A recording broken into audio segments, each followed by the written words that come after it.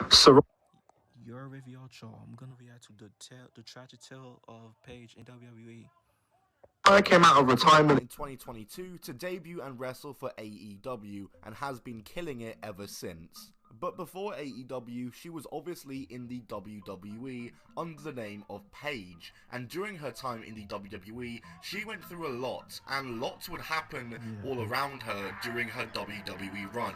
And today, we're going to talk about it and tell the story of Paige's WWE career. Make sure to subscribe to the channel if you're new and enjoy the video, and let's get into it.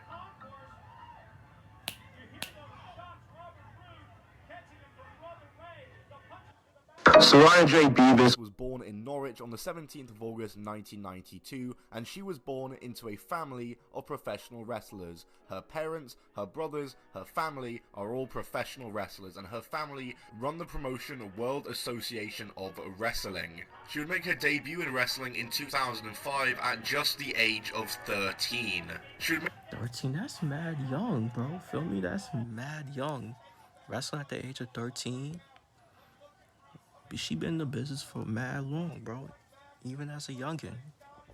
wrestled for her family's promotion, but as she got older, she would start to wrestle across more of the British independent circuit, and in 2011, she was even brought down to America to wrestle for Shimmer Women's Athletes. It was also around this time that WWE would first be exposed to Soraya. She had a WWE tryout in November of 2010 but was unfortunately unsuccessful. But then in April of 2011 she had another tryout, and this time she was successful, and in September of 2011 she was signed to a contract with the WWE and was assigned to its then developmental territory of FCW, Florida Championship Wrestling. Soraya was now in WWE and ready to take the company by storm. She made her official debut at a house show on the 5th of January 2012 using the ring name of Soraya, but when she made it onto TV for FCW TV, she would eventually change her name to Paige, the name that she would of course be known as for the rest of her WWE career. And while in FCW, this is where she would form her anti-diva character, a character she would take with her to NXT, which of course FCW was rebranded into in 2012.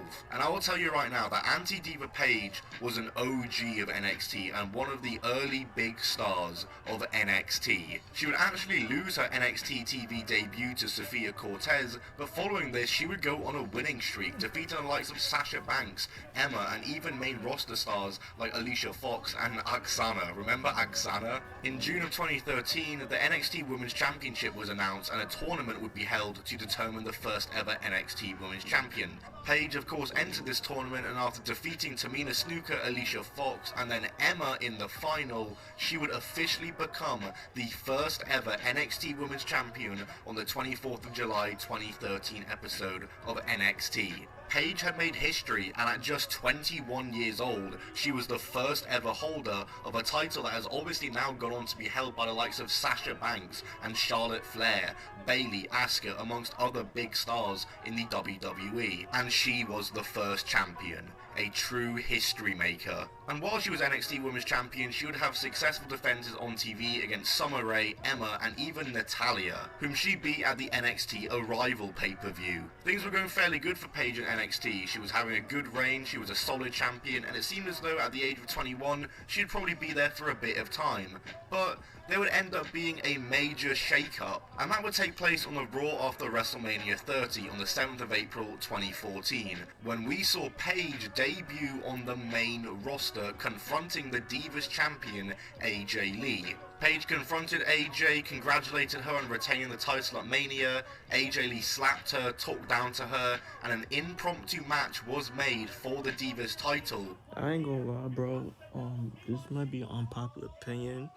I never was really a fan of Paige, bro. I never liked how she worked. Like, she never like impressed me. Like, when I was watching, when I was like watching her, like when she was in WWE and all that.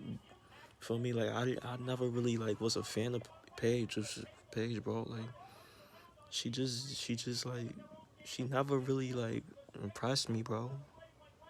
Feel me? which Paige Would win. At 21 years old, Paige had just dethroned, at the time, the longest ever reigning Divas champion, and was now a doubles champion, holding both the NXT Women's title and the W. And I didn't know that. because I wasn't really like paying attention to NXT at the time, bro.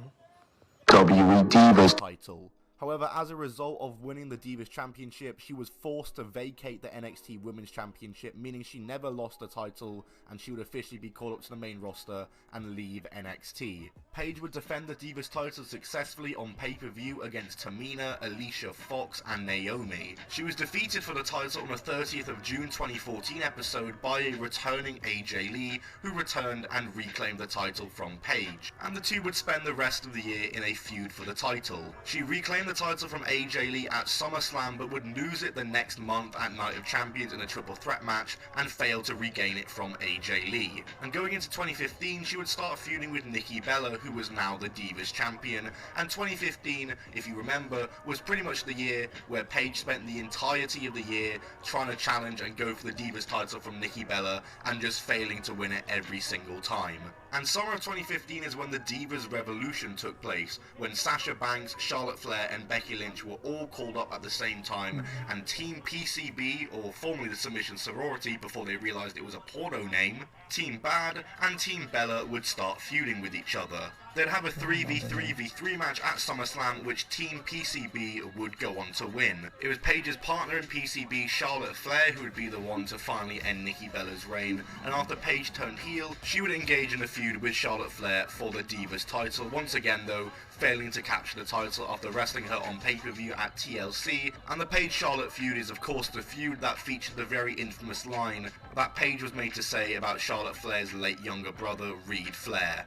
Yikes. And 2016, the next year, would end up being a really quiet year for Paige. She actually kind of fell to a bit of a jobber status at this time and was regularly losing on TV. She was drafted to Raw as part of the new brand split in 2016 on the 19th of July, but then the next month it was revealed that she was on hiatus due to a neck injury. And it was during this time that she was injured and off TV. And that was the time she dated Alberto Del Rio, you know. She was like in her mid-20s and Del Rio was like in his late 30s, I believe. Like, shit. It's crazy. WWE. That a lot happened. On the 17th of August 2016, she was suspended for 30 days after violating the company's wellness policy. She explained that she had not failed the drug test, but that the suspension was due to a procedural issue, i.e. she didn't inform them of the result in time or do the test in time kind of thing. And then 2 months later, on the 10th of October, she was suspended again for the second violation of the wellness policy, now for 60 days, meaning if she was suspended again, she was going to be fired from the company. It was also around this time that she got engaged to her then boyfriend Alberto Del Rio, a man who was in very hot water and had a bad relationship with the WWE. Paige had extreme heat in WWE because of her relationship with Alberto Del Rio. Yeah, that's crazy, bro. Like, Paige get to stay. Paige was staying in WWE, but Alberto Del Rio was fired by the WWE. It's crazy. OD. And of course a lot of drama Took place in regards to herself and Alberto Del Rio, such as the time at the airport when there was an incident involving the two that needed the police involved. Paige and Alberto Del Rio's relationship ended sometime in late 2017, and by that time, she had already made her return to the WWE from injury. She turned up on Raw in November 2017 with Mandy Rose and Sonya Deville by her side, forming the new stable of Absolution. And she was back wrestling again. In fact, she was wrestling on TV multiple times per week and in a high role again. She was back on TV and back in a good position.